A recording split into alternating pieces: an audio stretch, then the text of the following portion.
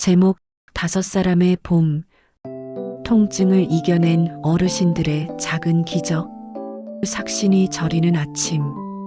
창밖으로 햇살이 부서진다. 봄은 어김없이 찾아왔는데 정작 내 몸은 겨울보다 더 얼어붙은 것만 같은 아침. 72세 윤여진 씨는 오늘도 침대 모서리에 걸터 앉아 한참을 망설였다. 일어서는 것이 두려웠다. 첫 발을 내디딜 때마다 허리와 엉덩이로 전기가 통하듯 저릿한 통증이 밀려왔기 때문이다. 아이고 삭신이야. 나도 모르게 새어나오는 한숨 속에 굽이굽이 치열하게 살아온 세월이 묻어난다. 거울 앞에선 여진 씨의 손은 주름투성이었고 어깨는 세월이 무게에 눌려 앞으로 굽어 있었다. 이제 나이가 들어 어쩔 수 없나 보다. 그렇게 체념하며 고개를 떨구던 어느 날 그녀는 자신의 발을 내려다보았다. 평생 자신을 지탱해준 그 발을 정작 한 번도 제대로 돌보지 않았다는 사실을 깨달았다. 이 글은 통증 속에서도 포기하지 않고 작은 기적을 만들어낸 5사람의 이야기다. 그들은 모두 평범한 사람들이었다. 독한 약이나 비싼 치료가 아닌 자신의 손끝 온기만으로 잃어버린 건강의 봄을 되찾았다. 그 여정을 함께 따라가 보자. 첫 번째 이야기. 윤여진. 발에게 처음으로 고맙다고 말하다. 서 있는 것이 전부였던 삶. 윤여진 씨의 인생은 늘 서 있는 것이었다. 25에 시집와서 남편과 함께 작은 분식집을 시작했다. 새벽 5시에 일어나 육수를 우리고 밤 11시에야 마지막 손님을 보냈다. 하루에 16시간 딱딱한 주방 바닥 위에서 그녀는 묵묵히 서 있었다. 손님, 떡볶이 나왔습니다. 환하게 웃으며 음식을 내밀던 그 순간에도 그녀의 발은 비명을 지르고 있었다. 하지만 참아야 했다. 2 아들을 대학 보내야 했고 장사가 안 되면 생계가 막막했다. 발이 아프다고, 허리가 아프다고 쉴 수 있는 형편이 아니었다. 세월이 흘러 아들들이 장성하고 분식집 문을 닫았을 때 여진 씨는 비로소 자신의 몸이 얼마나 망가져 있는지 알았다. 지팡이 없이는 현관문까지 가기도 힘들었다. 밤마다 허리와 엉덩이로 전기가 통하는 듯한 통증이 몰려왔고 잠을 이루지 못해 눈물로 밤을 지샜다. 30분의 기적. 엄마, 이거 한번 해보세요. 큰아들이 건네준 건 의학 논문도 비싼 건강기능식품도 아니었다. 그저 발을 따뜻하게 해주세요라는 짧은 메모였다. 여진 씨는 처음엔 반신반의했다. 이 지독한 통증이 발을 씻는다고 나을 리 없다고 생각했다.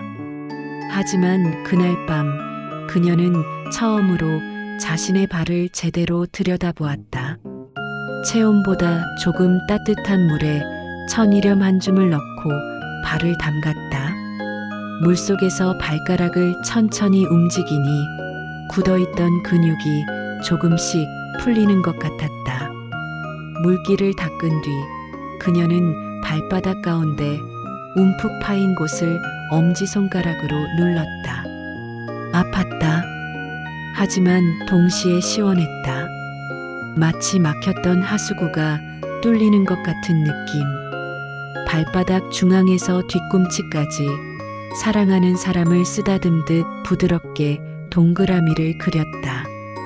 발가락 사이사이도 꼼꼼히 닦았다. 마지막으로 촉촉한 크림을 발라주며 여진 씨는 생전 처음으로 자신의 발에게 말을 걸었다. 고맙다. 그동안 정말 고생 많았어. 목이 메었다. 72년을 함께 살아온 이 발에게 한 번도 고맙다는 말을 해본 적이 없었다. 일주일 후에 기적. 놀라운 일이 일어났다.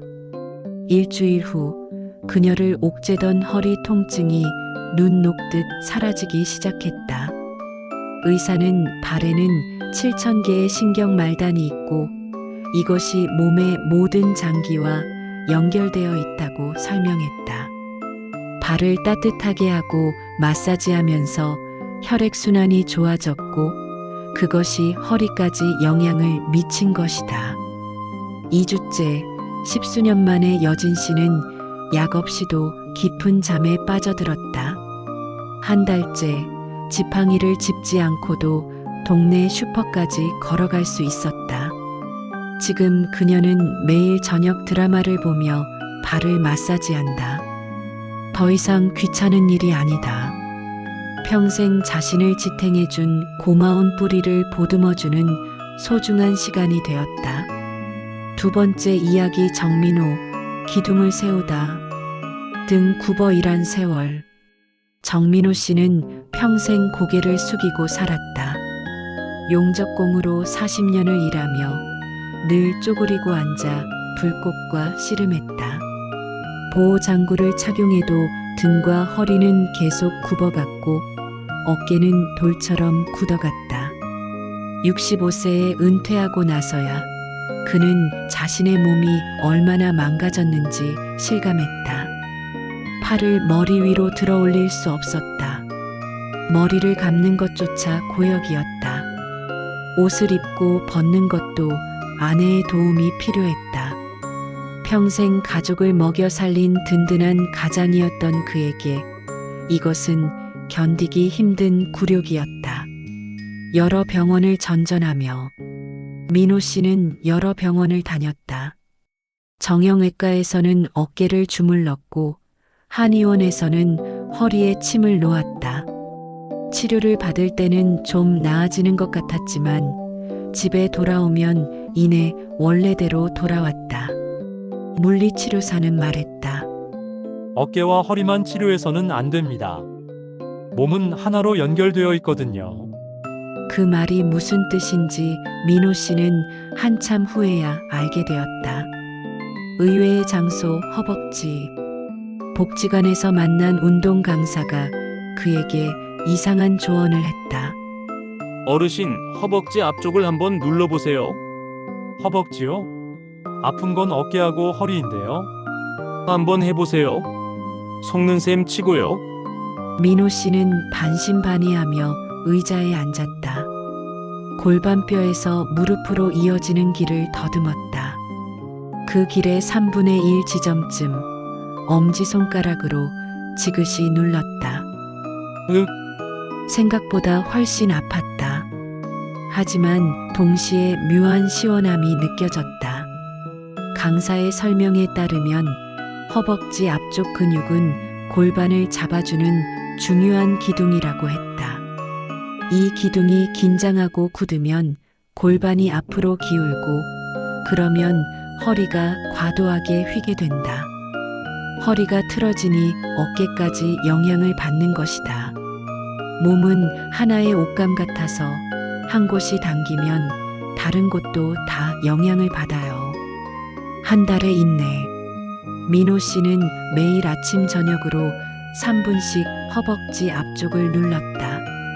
아팠다. 처음 며칠은 너무 아파서 그만두고 싶었다. 하지만 그는 40년간 용접 불꽃을 견딘 사람이었다. 이 정도 통증쯤이야. 일주일째 골반 주변이 조금 가벼워지는 것 같았다. 2주째 허리를 펼 때 덜 뻐근했다. 3주째 어느 날 아침 옷을 입다가 민호 씨는 깜짝 놀랐다. 팔이 올라갔다. 머리 위로 자연스럽게. 한 달 후 그는 아내 없이도 혼자 옷을 입고 머리를 감았다. 어깨와 허리에 찌르는 듯한 통증은 거짓말처럼 사라졌다. 정형외과 의사도 놀라워했다. 엑스레이상으로 골반의 기울기가 많이 개선되었다는 것이다. 선생님, 허벅지만 눌렀을 뿐인데요. 그게 바로 몸의 신비입니다. 기둥이 바로 서니까 집 전체가 안정된 거예요. 지금 민호 씨는 복지관에서 다른 어르신들에게 자신의 경험을 나눈다. 허벅지 전도사라는 별명까지 얻었다. 그의 눈빛은 은퇴 전보다 훨씬 밝다. 세 번째 이야기 최동수 휠체어에서 일어서다. 80년을 버틴 무릎. 최동수 씨가 처음 공장에 들어간 것은 21살 때였다. 그때부터 65까지 44년을 그는 서서 일했다. 조립 라인에서 같은 동작을 하루에 수천 번씩 반복했다. 쪼그려 앉았다 일어섰다. 쪼그려 앉았다 일어섰다. 젊었을 때는 괜찮았다. 무릎이 좀 아파도 참을만 했다. 하지만 60대가 되자 무릎이 퉁퉁 붓기 시작했다. 70대에는 계단을 오르내리기가 힘들었다. 그리고 80세, 결국 그는 휠체어에 앉게 되었다. 굴욕의 나날. 할아버지 화장실 가실 거예요? 요양보호사의 친절한 목소리가 동수 씨에게는 비수처럼 아팠다. 평생을 바쁘게 움직이며 일한 사람이 이제는 화장실도 혼자 가지 못한다니. 밤마다 그는 천장을 바라보며 생각했다. 이게 내가 평생 일한 대가인가? 허리는 끊어질 듯 아팠고 무릎은 조금만 움직여도 전기 오는 것처럼 찌릿했다. 진통제를 먹어도 효과는 일시적이었다. 의사는 인공관절 수술을 권했지만 80세의 나이에 큰 수술을 한다는 것이 두려웠다. 무릎 뒤의 비밀. 어느 날 방문 간호사가 그에게 말했다. 어르신, 무릎 뒤를 눌러보신 적 있으세요? 무릎 뒤요? 네, 오금이라고 하는 곳이에요. 거기에 중요한 혈자리가 있어요. 간호사는 동수 씨의 무릎 뒤쪽 오목하게 들어간 주름의 정중앙을 찾아 엄지손가락으로 눌렀다.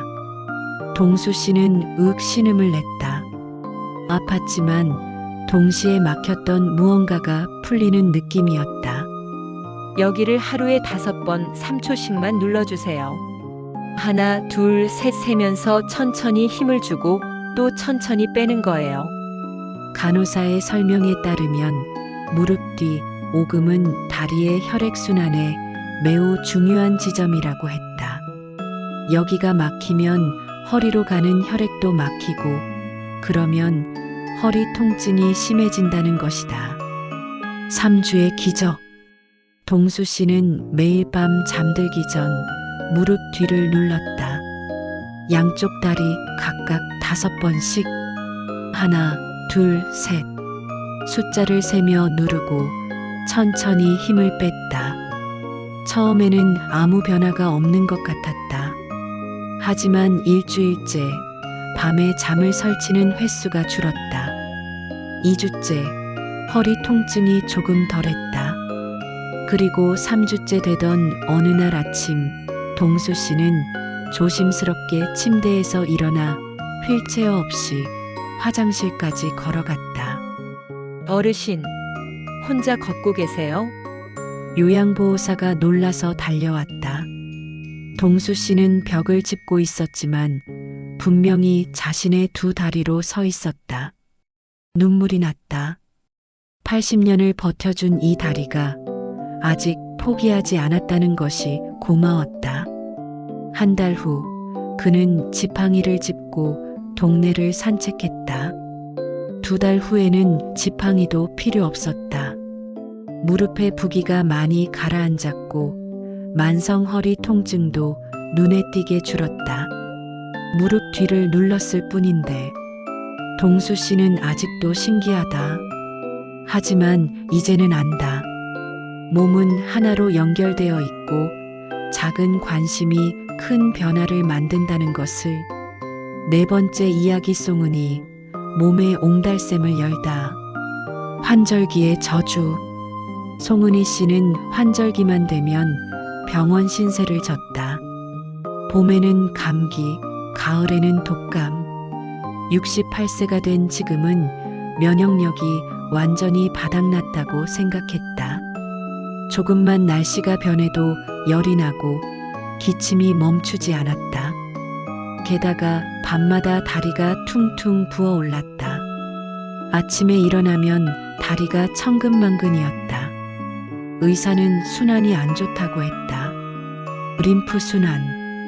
은희 씨는 그게 무엇인지도 잘 몰랐다. 숨겨진 옹달샘. 엄마, 겨드랑이하고 사타구니 쪽을 깨끗하게 해주세요. 딸의 말에 은희 씨는 어리둥절했다. 그런 데가 뭐가 중요하다고. 거기에 림프절이 많대요. 몸의 독소를 빼내는 곳이래요. 딸이 보여준 건강 프로그램에서는 겨드랑이와 허벅지 안쪽을 몸의 옹달샘이라고 불렀다. 수많은 림프절이 모여 있어서 여기가 막히면 온몸의 순환이 나빠진다는 것이다. 은희 씨는 반신반의했지만 해볼 것은 다 해보자는 심정으로 시작했다. 부드러운 정화. 매일 샤워할 때 은희 씨는 자극 없는 천연 비누로 겨드랑이와 허벅지 안쪽을 아주 부드럽게 닦았다. 거칠게 문지르지 않았다. 맑은 물가에 나뭇잎을 띄우듯 살며시 쓰다듬듯이. 물기를 완전히 말린 후에는 통풍이 잘 되는 면 소재의 속옷을 입었다. 그리고 아침마다 팔을 위로 쭉 뻗고 겨드랑이 주변을 둥글게 1분씩 문질렀다. 자기 전에는 나비 자세를 취했다. 발바닥을 마주대고 무릎을 양옆으로 벌리는 자세. 이렇게 하면 허벅지 안쪽이 활짝 열린다. 은희 씨는 이 자세로 심호흡을 하며 막혔던 곳이 열리는 것을 상상했다. 마법 같은 가을. 변화는 서서히 찾아왔다. 한 달째 환절기인데도 감기에 걸리지 않았다. 2달째 밤에 다리가 붓는 증상이 확연히 줄었다. 아침에 일어나면 다리가 한결 가벼웠다. 3개월째 은희 씨는 수십 년 만에 건강한 가을을 맞았다. 병원에 갈 일이 없었다. 감기약도 수면제도 필요 없었다. 림프 순환이 정말 좋아지셨네요. 건강검진을 받은 의사가 놀라워했다. 혈액 검사 수치도 많이 개선되었다. 은희 씨는 이제 안다. 몸에는 피로와 염증이 빠져나가는 출구가 있다는 것을. 그 출구를 부드럽게 열어주면 맑은 생명력이 다시 차오른다는 것을. 5번째 이야기. 강수진. 안개를 걷어내다. 흐릿해지는 기억. 내가 뭐 하려고 했더라. 강수진 씨는 하루에도 몇 번씩 이런 말을 했다. 76세. 기억력이 예전 같지 않았다. 어제 먹은 저녁 메뉴가 생각나지 않았다. 손주 이름이 헷갈렸다. 약속을 잊어버렸다. 혹시 치매가 오는 건 아닐까? 그 생각만 하면 덜컥 겁이 났다. 자식들에게 짐이 되는 건 아닐까? 요양원에 가야 하는 건 아닐까? 수진 씨는 점점 말수가 줄었고 웃음도 잃었다. 무기력했다. 아침에 일어나도 하루가 막막했다. 등과 머리의 비밀. 신경과 의사는 MRI를 찍어보자고 했지만 수진 씨는 겁이 났다. 치매 진단을 받으면 어쩌나. 그때 딸이 제안했다. 엄마 검사 받기 전에 이것부터 해보세요. 딸이 보여준 것은 의외로 간단한 방법이었다. 등을 깨끗이 씻고 두피를 마사지하는 것. 등이랑 머리가 무슨 상관이에요? 등 근육이 굳으면 뇌로 가는 혈액순환이 안 좋아진대요. 그리고 두피 마사지는 직접적으로 뇌를 자극하고요. 5분의 마사지. 수진 씨는 목욕 방법을 바꿨다. 손이 닿지 않는 등을 긴 브러쉬로 부드럽게 쓸어내렸다. 미지근한 물로 척추를 따라 위에서 아래로 천천히. 뭉쳐있던 등 근육이 조금씩 풀리는 것 같았다. 그리고 머리를 감을 때 이제는 서둘지 않았다. 샴푸를 바른 후 손가락 끝으로 두피를 5분간 마사지했다. 관자놀이부터 시작해서 정수리로, 정수리에서 뒤통수로, 동그라미를 그리며 천천히 정성껏. 처음에는 두피가 딱딱했다. 손가락이 들어가지 않을 정도로 굳어 있었다. 하지만 매일 마사지하자 점점 부드러워졌다. 두피가 움직이는 것이 느껴졌다. 거치는 안개. 2주 후 수진 씨는 딸에게 전화를 걸었다. 애야, 신기한 일이 생겼어. 왜요, 엄마? 머리가 맑아진 것 같아. 마치 안개가 거친 것처럼. 정말이었다. 어제 먹은 음식이 생각났다. 손주들 이름도 헷갈리지 않았다. 책을 읽을 때 집중이 되었다. 한 달 후 수진 씨는 예전의 총명함을 되찾았다. 눈빛이 살아났고 웃음이 돌아왔다. 신경과 의사도 놀라워했다. 뇌 MRI 상으로도 혈류가 개선된 게 보이네요. 수진 씨는 이제 매일 아침 거울 앞에서 두피 마사지를 한다. 빗질을 하듯 정수리부터 목덜미까지 쓰다듬는다. 그때마다 생각한다. 생각의 뿌리를 돌보는 거야. 에필로그. 당신의 몸은 당신의 사랑을 기다린다. 5사람의 이야기를 마치며 우리는 하나의 진실을 발견한다. 건강은 거창한 것이 아니라는 것. 비싼 약이나 큰 수술이 아니라 내 몸에 대한 작은 관심과 꾸준한 손길이 기적을 만든다는 것. 윤여진 씨는 월요일마다 발을 따뜻한 물에 담근다. 정민호 씨는 수요일마다 허벅지를 마사지한다. 최동수 씨는 금요일마다 무릎 뒤를 눌러준다. 송은희 씨는 매일 겨드랑이와 림프절을 부드럽게 씻는다. 강수진 씨는 주말마다 두피 마사지로 한 주를 마무리한다. 이 모든 것은 단 5분이면 충분하다. 텔레비전을 볼 때 잠자리에 들기 전 일상 속에 스며든 이 작은 5분의 다정함이 그들의 인생을 바꿨다. 수십 년을 가족을 위해, 세상을 위해 헌신해 온 우리의 몸은 이제 우리의 사랑을 기다리고 있다. 그동안 참 고생 많았다. 이제 내가 너를 아껴줄게. 오늘 밤 굳어있던 내 관절과 피부를 따뜻하게 쓰다듬으며 이렇게 속삭여보면 어떨까? 당신의 몸도 분명히 대답할 것이다. 고맙습니다. 이제야 알아봐 주셔서 당신의 내일은 오늘보다 훨씬 더 눈부시고 가벼울 것이다.